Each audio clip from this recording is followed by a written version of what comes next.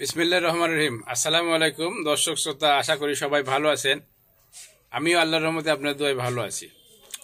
আমার ইউটিউব চ্যানেলের আজকের ভিডিওর বিষয় হলো ডায়াবেটিস রোগীদের যাদের হলো মানে চিনি মিষ্টি না খেয়েও যাদের ডায়াবেটিসটা বাড়ে বা ডায়াবেটিসটা নিয়ন্ত্রণ থাকে না, তাদের বিষয়ে কথা বলবো। আমার ইউটিউব চ্যানেলটা যদি ভালো লাগে থাকে তবে সাবস্ক্রাইব করুন, ভালো না লাগে দেখতে থাকুন, দেখতে দেখতে ভালো লাগে এবং ভালোবাসা হয়ে যাবে ইনশাল্লাহ। আর আমি সবসময় বলি যে নিজেকে ভালোবাসতে হবে, নিজের জন্য কোয়ালিটি সময় দিতে হবে। এই কথার ছোট্ট একটা মিনিংস বলি। একটা জিনিস মনে রাখবেন যে আমি সুস্থ মানে আমার পৃথিবী সুস্থ, আপনি সুস্থ মানে আপনার পৃথিবী সুস্থ, আপনার পরিবার সুস্থ। যদি এই জন্য বলি যে নিজেকে ভালোবাসতে হবে, নিজের জন্য কোয়ালিটি সময় দিতে হবে। একটা সুস্থ থাকার মূল পরিকল্পনা হলো নিয়মতান্ত্রিক জীবনযাপন করা। আমি আপনি জানি যে 100% পারবো না, কিন্তু 50%, 60%, 70% যদি আমরা চেষ্টা করি পারবো। পৃথিবীর বড় বড় প্রেসিডেন্ট, বড় বড় ধনীরা দেখবেন যে সব কাজ বাদ দিয়েও নিজেকে ভালোবাসে, নিজের জন্য কোয়ালিটি সময় দেয়, ব্যায়াম করে, খাবার বিষয়ে রুলস মানে, তারপরে ধরেন নিয়মকানুন ভাবে তাড়াতাড়ি ঘুমানোর চেষ্টা করে। এই জন্য নিজেকে ভালোবাসতে হবে। আমরা খুব ব্যস্ত হলে লাভ নাই, বলে নেই। পৃথিবী আজ আছে কাল নাই, আজকে যদি মারা যায় না কালকে সব পৃথিবী শেষ, আমার পৃথিবী শেষ। এই জন্যে নিজেকে ভালোবাসতে হবে, নিজের জন্য কোয়ালিটি সময় দিতে হবে। এখন মূল ভিডিওর বিষয়ে আসি। তো অনেক সময় দেখা যায় যে চিনি মিষ্টি না খেয়ে অনেক সময় ডায়াবেটিস বাড়ে। এর প্রধান কারণ হলো আমরা যদি সময় মতো না ঘুমাই, রাত 9টা-10টার মধ্যে যদি না ঘুমাই, রাত জাগি, তাহলে আমাদের ডায়াবেটিসটা নিয়ন্ত্রণ থাকবে না, সুগার বাড়বে, শরীরে সুগার বাড়বে, অটোমেটিক বাড়বে। আমরা যদি অতিরিক্ত টেনশন করি, দেখেন টেনশন ছাড়া কোনো মানুষ নাই, আমার হোক আপনার হোক সবারই কম বেশি টেনশন থাকবে, স্বাভাবিক টেনশন থাকবে।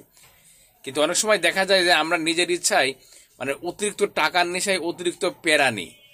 এখানে কি হয়, টেনশনটা বাড়ে বেশি। অতিরিক্ত টেনশন হলে শরীরে সুগার বেড়ে যায়, ডায়াবেটিসটা নিয়ন্ত্রণ থাকে না, ডায়াবেটিসটা হয়। এই বিষয় হলো, এই জন্যে টাকা প্রয়োজন আছে জীবনে, অবশ্যই টাকার প্রয়োজন আছে, কিন্তু সেটা লিমিট হওয়া উচিত। আমরা যদি আমাদের চাহিদাকে লিমিট করে, দেখবেন আমি আপনার সুস্থ থাকবো, আমাদের ব্রেন ভালো থাকবে, শরীর ভালো থাকবে। আর যাদের দেখবেন যে অতিরিক্ত টাকার মানে নেশা, তারা দেখবেন অসুস্থ হয় তাড়াতাড়ি। টাকা জীবনে প্রয়োজন আছে, এটা 100% কোনো মান নাই, ঠিক আছে, আমার হোক আপনার হোক। আর হলো কি হলো, সময় মতো ঘুমাতে হবে এবং পরিমাণ মতো ঘুমাইতে হবে, তাহলে আমরা দেখবেন ডায়াবেটিস নিয়ন্ত্রণ থাকবে। আর খাবার বিষয়ে একটু রুলস মানতে হবে, আর নিজেকে সবসময় ভালোবাসতে হবে, নিজের জন্য কোয়ালিটি সময় দিতে হবে।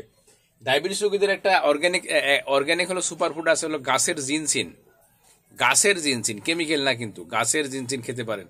গাছের জিনসিন একটা সুপারফুড আইটেম। এটা খেলে কি হবে, ডায়াবেটিসটাও নিয়ন্ত্রণ থাকবে, শরীরে এনার্জি থাকবে। যেসব পুরুষদের বা সেক্সুয়াল বিষয়ে সমস্যা, তারা সেক্সুয়াল ডেভেলপ করবে। যেসব ভদ্রলোক বয়স্ক, সে নারী হোক পুরুষ হোক, ধরেন 50-60 বছর 70 বছর বয়স হয়ে গেছে, এনার্জি নাই শরীরে, মানে তাদের তো এনার্জি রিকভারির জন্য গাছের জিনসিন অত্যন্ত গুরুত্বপূর্ণ একটা উপাদান, সুপারফুড। আপনারা গুগলে গিয়ে সার্চ করবেন যে গাছের জিনসিন কি কি কাজ করে।